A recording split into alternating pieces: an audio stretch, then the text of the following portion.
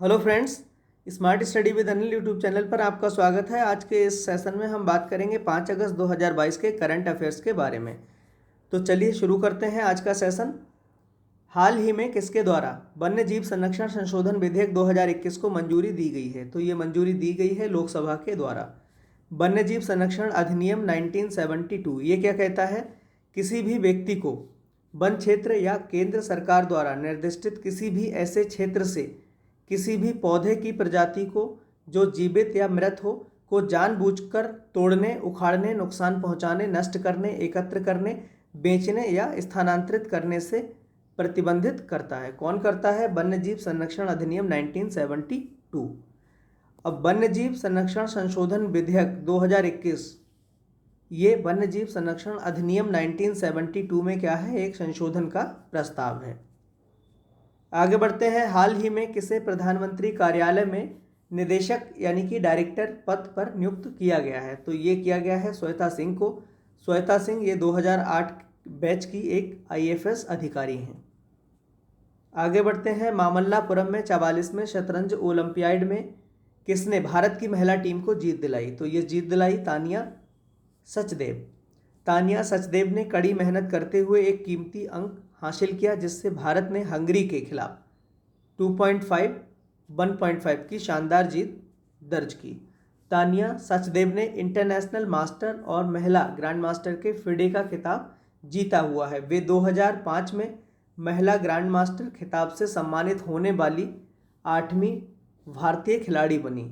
मामल्लापुरम या महाबलीपुरम भारत के तमिलनाडु राज्य के चेंगलपट्टू जिले में स्थित एक शहर है। यानी कि जो मामल्लापुरम है ये भारत के तमिलनाडु के चेंगलपट्टू जिले में स्थित एक क्या है? शहर है। आगे बढ़ते हैं। अभी हाल ही में केंद्रीय पर्यावरण मंत्रालय ने भारत में कितने और नए स्थलों को रामसर सूची में शामिल किया है? तो अभी हाल ही में इन्होंने 10 स्थलों को रामसर सूची में शामिल किया है। रामसर सूची में जुलाई 2022 में जो संख्या थी वो कितनी थी? 49 थी, जिसमें 5 नए रामसर साइट्स जो जोड़े गए थे ये जोड़े गए थे जुलाई 2022 में। तो नए 5 रामसर साइट्स को शामिल किया गया था जिससे कुल भारत में जो रामसर साइट्स की संख्या थी वो बढ़कर हो गई थी कितनी? 54। लेकिन अब 10 अन्य रामसर साइट्स को इसमें शामिल किया गया है। अगर हम 10 इसमें और जोड़ लें तो ये भारत में अब टोटल रामसर साइट्स की जो संख्या है वो बढ़कर कितनी हो गई है? 64 हो गई है। हम देख लेते हैं कौन कौन से रामसर साइट्स जो हैं वो शामिल किए गए हैं। ये जो 6 रामसर साइट्स हैं ये तमिलनाडु राज्य में स्थित हैं। कौन कौन से हैं?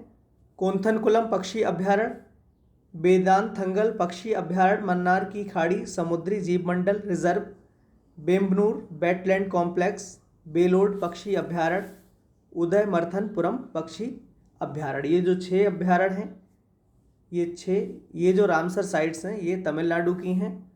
सतकोसिया गॉर्ज ये उड़ीसा की है। नंदा झील गोवा, रंगनथिट्टू पक्षी अभ्यारण्य ये कर्नाटक में स्थित है और सिरपुर आर्द्रभूमि ये मध्य प्रदेश के इंदौर जिले में स्थित है। तो अगर हम अब भारत में कुल टोटल रामसर साइट्स की अगर हम बात करें तो 10 और ऐड करने के बाद टोटल जो रामसर साइट्स की संख्या है अब कितनी हो गई है? 64। आगे बढ़ते हैं। कॉमनवेल्थ गेम्स 2022 में सौरभ घोषाल ने स्क्वैश में कौन सा पदक जीता है? तो सौरभ घोषाल इन्होंने जीता है स्क्वैश में कांस्य पदक। सौरभ ने पुरुष एकल के ब्रॉन्ज मेडल मैच में इंग्लैंड के जेम्स बिलस्ट्रॉप को गेम में 3-0 से हराकर कांस्य पदक अपने नाम किया। घोषाल ने राष्ट्रमंडल खेलों में स्क्वैश के एकल स्पर्धा में भारत को पहला पदक दिलाया। सौरभ घोषाल पश्चिम बंगाल के कोलकाता के रहने वाले हैं। आगे बढ़ते हैं। चर्चा में रहा चाबहार पोर्ट किस देश में स्थित है? तो चाबहार पोर्ट ये किस में स्थित है? ईरान में स्थित है। पोर्ट पोत परिवहन जलमार्ग मंत्री सर्बानंद सोनोवाल ने रविवार को कहा कि ईरान में स्थित चाबहार पोर्ट का अंतर्राष्ट्रीय उत्तर दक्षिण परिवहन गलियारे के साथ जुड़ाव होने से मध्य एशियाई देशों के साथ संपर्क सुविधा बढ़ेगी, जिससे निवेश को बढ़ावा मिलेगा। 31 जुलाई 2022 को सर्बानंद सोनोवाल केंद्रीय जहाजरानी मंत्री और श्रीपद नायक शिपिंग राज्य मंत्री के द्वारा मुंबई में चाबहार दिवस सम्मेलन का शुभारंभ किया गया था। चाबहार पोर्ट दक्षिण पूर्व ईरान में ओमान की खाड़ी के नज़दीक स्थित है। चाबहार बंदरगाह को भारत की मदद से ही विकसित किया गया है और ये मध्य एशिया में वाणिज्यिक आवागमन का केंद्र है। भारत ईरान सरकार के साथ मिलकर चाबहार बंदरगाह में एक टर्मिनल के विकास पर भी क्या है, कार्य कर रहा है, यानी कि भारत इसमें मदद दे रहा है। आगे बढ़ते हैं। केंद्रीय सड़क राजमार्ग मंत्री नितिन गडकरी ने किस राज्य में 2300 करोड़ की लागत से तैयार होने वाली 6 राष्ट्रीय राजमार्ग परियोजनाओं का शुभारंभ किया है? तो ये मध्य प्रदेश में 6 राष्ट्रीय राजमार्ग परियोजनाओं का शुभारंभ किया गया है और ये इसकी जो लागत है वो कितनी है, 2300 करोड़ रुपए की लागत से ये तैयार होगा।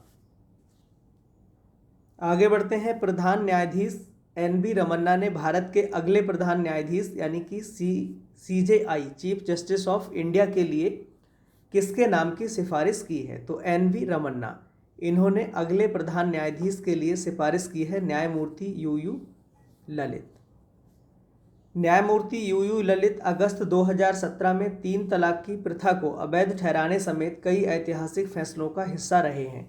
यदि वह अगले प्रधान न्यायाधीश नियुक्त होते हैं तो वह ऐसे दूसरे प्रधान न्यायाधीश होंगे जिन्हें बार से सीधे शीर्ष अदालत की पीठ में पदोन्नत किया गया था। उनसे पहले न्यायमूर्ति S.M. सीकरी मार्च 1964 में शीर्ष अदालत की पीठ में सीधे पदोन्नत होने वाले पहले वकील थे। तो ये कौन?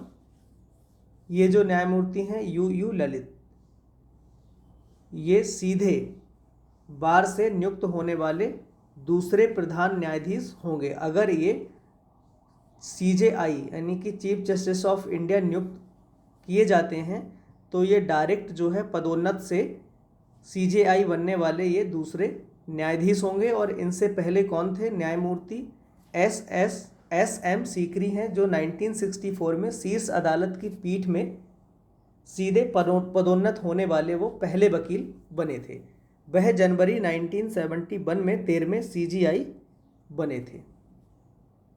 कृषि अवसंरचना कोष एग्री इंफ्रा फंड के उपयोग मामले में कौन सा राज्य शीर्ष राज्य के रूप में उभरा है? तो ये कौन सा राज्य उभरा है? आंध्र प्रदेश।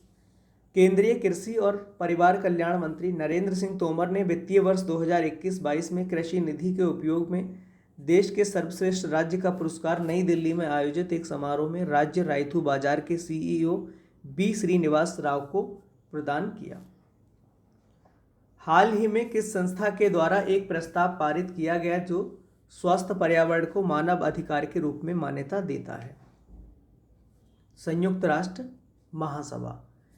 193 सदस्यीय महासभा में 161 मतों के साथ इस प्रस्ताव को पारित किया गया है। हालांकि बेलारूस, कंबोडिया, चीन, यूथोपिया, ईरान, किर्गिस्तान, रूस और सीरिया ने खुद को इससे दूर रखा है, जबकि भारत ने प्रस्ताव के पक्ष में मतदान किया है। तो आज के लिए बस इतना ही।